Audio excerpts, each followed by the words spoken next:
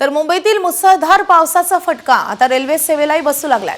शहरातील अनेक सखल भागांप्रमाणेच काही ठिकाणी रेल्वे ट्रॅकवरही पाणी साचलंय आणि त्यामुळे पश्चिम, मध्य आणि हार्बर मार्गावरील लोकल गाड्या सध्या 15 ते 20 मिनिटे उशिराने धावतायत। पावसाचा जोर असाच कायम राहिला आणि ट्रॅकवरील पाण्याची पातळी वाढली तर लोकल वाहतुकीवर आणखी परिणाम होण्याची शक्यता आहे। आढावा घेतलेला आहे आमचे प्रतिनिधी ईशान देशमुख यांनी। मुंबईमध्ये मुसळधार पावसामुळे आता थेट पाण्याचा फटका हा आपल्याला रेल्वे ट्रॅकवरती पाहायला मिळतोय। मुंबईमध्ये अनेक ठिकाणी पाणी भरत असताना आता रेल्वे ट्रॅकवरती देखील पाणी भरायला आता सुरुवात झाली आहे।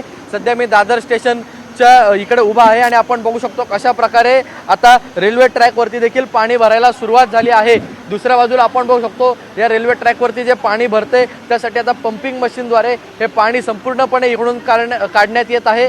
तर दुसऱ्या बाजूला आता रेल्वे सेवा आहे ती देखील पश्चिम रेल्वे असतील, मध्य रेल्वे असेल किंवा हार्बर रेल्वे असेल ती 15 ते 20 मिनिटं उशिराने धावत आहे असं देखील सांगितलं जाते। त्यामुळे कुठेतरी आता चाकरमान्यांचे हाल व्हायला सुरुवात झाली आहे। तर दुसऱ्या बाजूला आता पाणी भरायला रेल्वे ट्रॅकवरती देखील सुरुवात झाली आहे। त्यामुळे जर असंच पाणी रेल्वे ट्रॅकवरती भरत राहिलं तर कुठेतरी याचा फटका थेट रेल्वे सेवेवरती होण्याची शक्यता सांगितली जाते। त्यामुळे आता काय याच्यावरती महानगरपालिका असेल, रेल्वे प्रशासन असेल, काय ह्याच्या पाण्याचा निचरा करण्यासाठी प्रयत्न करतात हे बघणं महत्त्वाचं राहील।